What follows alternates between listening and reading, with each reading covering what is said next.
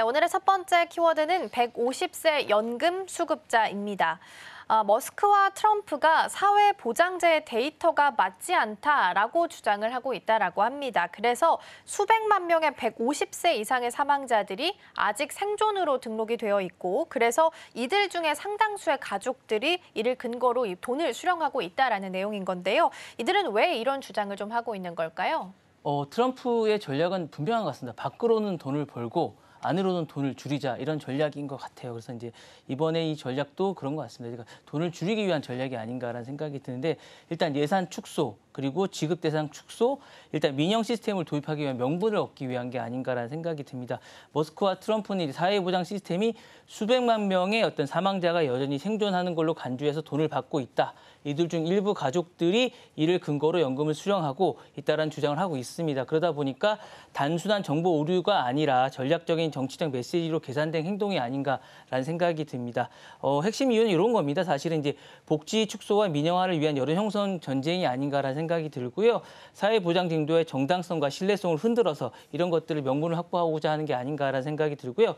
구체적인 전략은 이렇습니다. 그러니까 죽은 사람도 돈을 받는다. 시스템이 무능하거나 부패했다라는 전략을 쓰고 있고요. 가족들이 대리 수령을 하고 있다. 국민의 도덕성까지 의심케 한다라는 얘기를 하고 있고, 우리는 낭비를 없애야 된다. 재정 건전한 어떤 명분을 확보하기 위한 그런 거고요.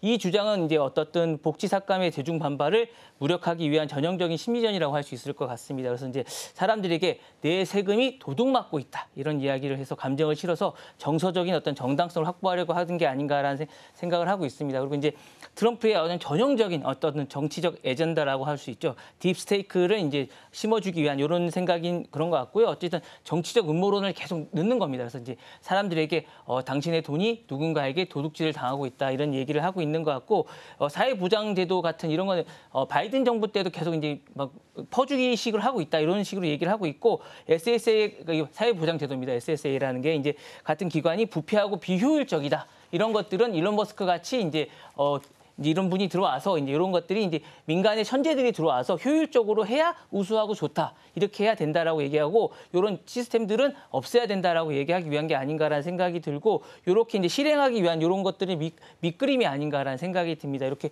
해야 될 것 같고, AI 기반의 이런 것들을 해서 이제 하면 다 된다라고 얘기하는 것 같고, 근데 이제 이게 좀 문제가 뭐냐면, 요게 이제 어쨌든 누메릭 시스템이라고, 요게 이제 요 시스템이 과거에 주민등록증 발급받은 사람들을 기록한 자료입니다. 근데 요 시스템을 바탕으로 150세 이상이 수백만 명이다라고 이야기를 하는데, 이게 사실은 잘못된 자료라고 이미 검증이 된 거거든요. 근데 이걸 되풀이하면서 마치 이게 숫자를 가지고 막 이야기하니까, 사실 통계 오류가 사실 많습니다. 그래서 이게 마치 숫자를 가지고 이야기하니까 그럴듯하고 막 있는 것처럼 되는데, 사실 이게 이제 잘못된 자료라고 이미 많이 됐고 많이 됐다라고 사망된 거라고 이제 얘기를 하고, 사망 신고 접수고 이제 정지된 거라고 얘기를 많이 했었고, 데이터베이스에 남아 있는 것고 이제 지급된 거가 완전히 다르다라고 이제 검증이 된 건데, 이걸 되풀이하면서 계속 선동을 약간 하는 측면이 좀 있습니다. 그래서 이게 잘못된 건데, 사실 이 주장이, 그리고 사회보장제도의 정당성을 흔들기 위한 거고, 이를 축소하기 위한 게 좀 아닌가라는 생각이 좀 듭니다. 예.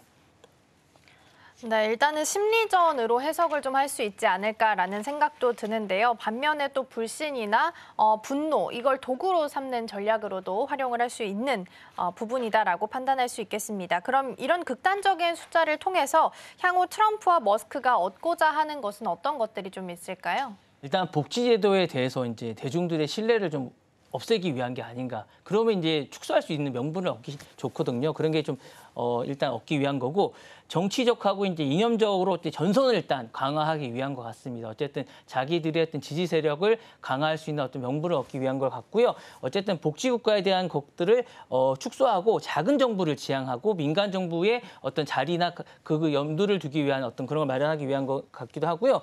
공공 시스템에서 민영화를 하기 위한 어떤 발판을 마련하기 위한 것 같습니다. 그래서 이제 머스크식의 플랫폼 정부를 실현하기 위한 게 아닌가라는 생각도 좀 듭니다. 그러면서 이제 정치적 권위와 어쨌든 통제력을 강화하기 위한 것 같기도 합니다. 그래서 국가를 리디자인해야겠다는 생각이 좀 강한 것 같아요. 그런 생각도 좀 있는 것 같고요. 모든 걸 다 이제 머스크는 들어오면서 이렇게 생각하는 것 같아요. 자신이 하는 그록 3를 위한 어쨌든 AI 기반의 사회 통제 구조를 해야겠다. 이런 생각을 하고 있는 것 같습니다. 그러면서 민영화 시장의 어떤 확대를 좀 많이 해야겠다. 이게 지금 국가 기반으로 하다 보니까 너무 방만하다.